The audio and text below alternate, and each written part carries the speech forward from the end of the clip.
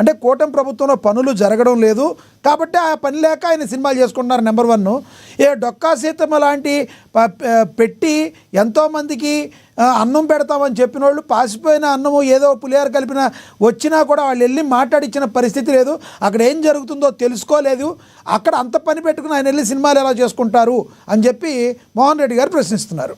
అది సార్ కొంచెం ఎవ్వరూ కూడా మధ్యలో మాట్లాడద్దు, నేను కొంచెం క్లియర్ చేయను ఉండే మొత్తం క్లారిటీ ఇచ్చేస్తాను. 10 సంవత్సరాలు ఫ్లాపుల తర్వాత కరెక్ట్ గా సినీ ఇండస్ట్రీలో మంచి పొజిషన్ వచ్చి గబ్బర్ సింగ్ లాంటి సినిమా హిట్ వచ్చి ఒక మళ్ళీ నెంబర్ 1 పొజిషన్కి వెళ్లే టైంలో పవన్ కళ్యాణ్ గారు పార్టీ పెట్టారండి. అది ప్రజాసేవ కోసం పెట్టిన పార్టీ. ఆయన నెంబర్ 1 పొజిషన్ వదులుకొని కేవలం ప్రజల కోసం వచ్చిన వ్యక్తి. అదొకటి గుర్తుపెట్టుకోవాలి. ఫస్ట్ ఏ నాయకుడైనా కానీ పవన్ కళ్యాణ్ గారిని ఫస్ట్ విమర్శించేటప్పుడు ఈ మాట దృష్టిలో పెట్టుకొని ఫస్ట్ మాట్లాడాలి. అంతేగాని పవన్ కళ్యాణ్ గారు సినిమాలు చేయడం గురించి, పవన్ కళ్యాణ్ గారు కడుపు పోషణ గురించి వాళ్ళ రోజున మాట్లాడటం చాలా నీచంగా ఉంది.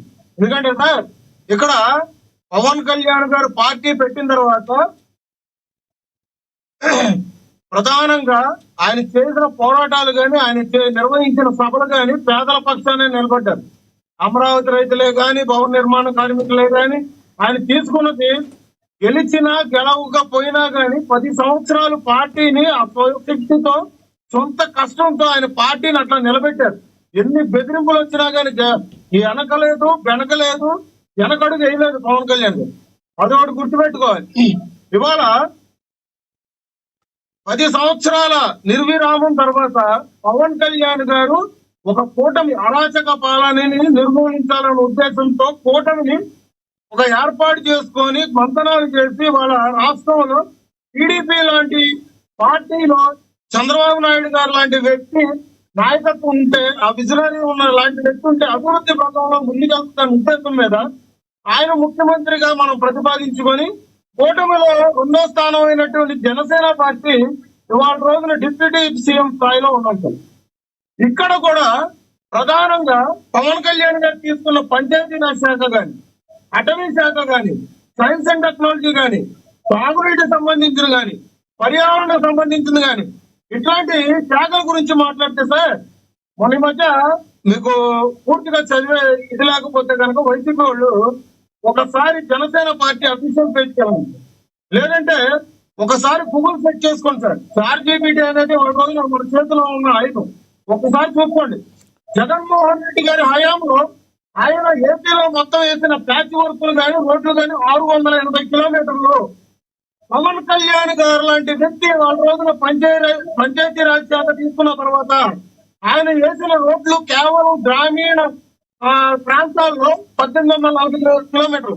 గ్రామీణ ప్రాంతాలే అని నేను ఎందుకన్నానంటే ఇక్కడ మున్సిపాలిటీ ఉంటుంది, హైవేలకు అనుసంధానమైన రోడ్లు ఉంటాయి, వాటిని వదిలేసి ఓన్లీ గ్రామీణ ప్రాంతాలకు సంబంధించి నేను చెప్తున్నాను. ఇది ఒకటి గుర్తుపెట్టుకోవాలి. మాట్లాడితే పిల్లల ఆకలి గురించి, పిల్లల చదివిన వీడియో గురించి డొక్కా సీతమ్మ గారి పేర్లు పెట్టారని చెప్తున్నారు సార్. ఇక్కడ ఇంకోటి చెప్తున్నాను సార్, జగన్ లాగా డిక్షనరీలు పెట్టి దాంట్లో మత ప్రచారం చేయాలి. మేము లాగా మేము జగన్ మావయ్య అని తప్పులు పట్టించుకోవాలి పిల్లలతో. ఇవాళ రోజున పిల్లలకి రాజకీయాలకు సంబంధం ఉండకూడదని ఫ్లెక్సీ మీద కూడా, ఈవెన్ ఫ్లెక్సీ మీద కూడా ఏ రాజకీయ నాయకుడు ఫోటో లేకుండా మేము చేస్తున్నాం పాలన. పిల్లలకి మంచి భవిష్యత్తు ఇవ్వాలి అన్న ఉద్దేశం మీద మాక్ అసెంబ్లీ లాంటి వినూతమైన కార్యక్రమాలు చేస్తున్నాం. పిల్లలకి పోషణ ఆహారం ఇవ్వాలని పవన్ కళ్యాణ్ గారు లాంటి వ్యక్తులు కావాలంటే పులివెందుల్లో చూసుకోమని ఒకటి లక్ష్మీకాంత్ గారు ప్రధానంగా ఏమంటారంటే ఒక్క మాట మీరు ఏదైతే ఆహారం ఇస్తున్నారు, నేను భూమిలో ఉన్నాను కాబట్టి మీ మాట నాకు వినిపించదు, నన్ను పూర్తిగా కంప్లీట్ చేయడం. మోడర్న్ కిచెన్స్ పెట్టారు పవన్ కళ్యాణ్ గారు 12 చోట్ల. ఎక్కడో ఒక చోట తేడా జరిగిందని గుట్టకాల్సి గుట్ట మీద వేసినట్టుగా ఇవాళ రోజులు మాట్లాడుతుంటే చాలా నవ్వుతే విషయాలు ఉన్నాయి. వాళ్ళ హయాంలో ఏం జరిగింది సార్? ఇడ్లీ పెడుతున్నాను, గుడ్లు పెడుతున్నాను, పాలు ఇస్తున్నానంటే ఆ టైంలో జరిగిన ట్రోలింగ్ ఏంటో తెలుసు సార్? ప్రపంచ వ్యాప్తంగా ట్రోలింగ్ జరిగింది. జగనన్న పాల వెల్లు అన్నాడు. ఆ పాలు దేనికన్నా పనిచేసినాయి సార్? ఉబ్బుపోయిన పాల ప్యాకెట్లు, నిల్వ ఉన్న పాల ప్యాకెట్లు పిల్లలకి ఇచ్చిన పరిస్థితి, గర్భిణీని తాగలేని పరిస్థితి. ఇచ్చి అంటే పురుగులు వచ్చిన పరిస్థితి. సార్ ఇట్లాంటి మాట్లాడాలంటే ఏం మాట్లాడాలి సార్? అంటే ఆహారం తిని పోలవరం లాంటి ప్రాంతంలో నలుగురు పిల్లలు చనిపోతే ఇప్పటి వరకు కూడా జగన్మోహన్ రెడ్డి గారు ఆ విషయం మీద స్పందన లేదు. పట్టాల జిల్లాలో కూడా 250 మంది పిల్లలు ఆసుపత్రి పాలయ్యారు వాళ్ళ హయాంలో.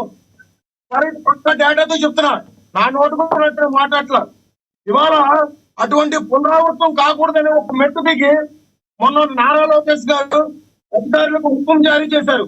ఇది మళ్ళీ పునరావృతం కాకూడదు, ఇలా చేస్తే మేము ఒప్పుకోమని చెప్పి. ఇంకా వాళ్ళ పాలన గొప్పదా, మా పాలన గొప్పదా sir? Okay sir, okay Jaganmohan Reddy గారు గొప్పవారా, పవన్ కళ్యాణ్ గారు గొప్పవారా సార్? ఓకే. జగన్మోహన్ రెడ్డి గారు భారతీయ సిమెంట్ అన్న ఉంటుంది, సాక్షి మీడియాలో ఉంటుంది. పవన్ కళ్యాణ్ గారికి సినిమాలు చేసుకోకపోతే ఆయన కడుపు ఎట్లా నిండుతుంది సార్? పార్టీ ఎట్లా నడుస్తుంది సార్? రైట్. ఇవాళ సినిమాలు చేయకూడదని చెప్పడానికి వీళ్ళు ఎవరు సార్? పని పాట లేకుండా పవన్ కళ్యాణ్ గారు ఇన్ని కార్యక్రమాలు చేస్తారా? రైట్ రైట్, మీ అభిప్రాయం వ్యక్తమైంది. ఎస్ కంక్లూడ్ చేతులు గారు అందుబాటులో ఉండండి. మోహన్ రెడ్డి గారు కంక్లూడ్ చేయండి సార్ ప్లీజ్. ఏదో పాపం లక్ష్మీకాంత్ గారు సీరియస్ వార్నింగ్ ఇచ్చి మాట్లాడకుండా అయిపోయినారు. మీరు కూడా సంతోషం. ఎందుకంటే కాదు సార్, ఒకటి సార్, మీరు అబ్జర్వ్ చేశారో లేదో మీ వాయిస్ క్లియర్గా ఉంది. ఆ లక్ష్మీకాంత్ గారి వాయిస్ ఎక్కడి నుంచో లోలో వినపడుతుంది. మీరు అబ్జర్వ్ చేశారా? అక్కడ ఆయన దగ్గర వాయిస్ కూడా, మన టీడీపీ అధికార ప్రతినిధి వాయిస్ కూడా సరిగ్గా వినపడలా. అంతేగాని పార్షియాలిటీలు అంటూ ఏముండో, ఎవరు వార్నింగ్లకి ఎవరు భయపడం. లక్ష్మీకాంత్ గారు వార్నింగ్ ఇచ్చినా, మీరు వార్నింగ్ ఇచ్చినా ఎవరు భయపడం. కాకపోతే ఆయనది ఇప్పటికే కట్ అయ్యి వస్తుంది వాయిస్. డిస్టర్బెన్స్గా ఉంటే ఎవరికి అర్థం కాదని నేను ఆగా. అంతేగాని మీరు మరి నా మీద మరి ఇంకొకటి జల్లమాకండి ప్లీజ్. దయచేసి కంక్లూడ్ చేయండి. ఇచ్చే శక్తి మాకుంటే మీరు టాపిక్ మీద కంక్లూడ్ చేయండి ప్లీజ్. పని పట్ట లేదా లేక పని లేదు చేయలేకున్నారని దాన్ని ఆయన మళ్ళీ రిపీట్ చేసుకోమని చెప్పు. పని పాటకు అవకాశం, మీరు చెప్పినటువంటి హామీలు నెరవేర్చలేదంటే మీకు అవకాశం లేదు అనేది మీరు గుర్తు పెట్టుకుంటారా, లేక గాలికి వదిలిపెట్టామా అనేది మీరు గుర్తు పెట్టుకుంటారు. నెంబర్ 1. నెంబర్ 2,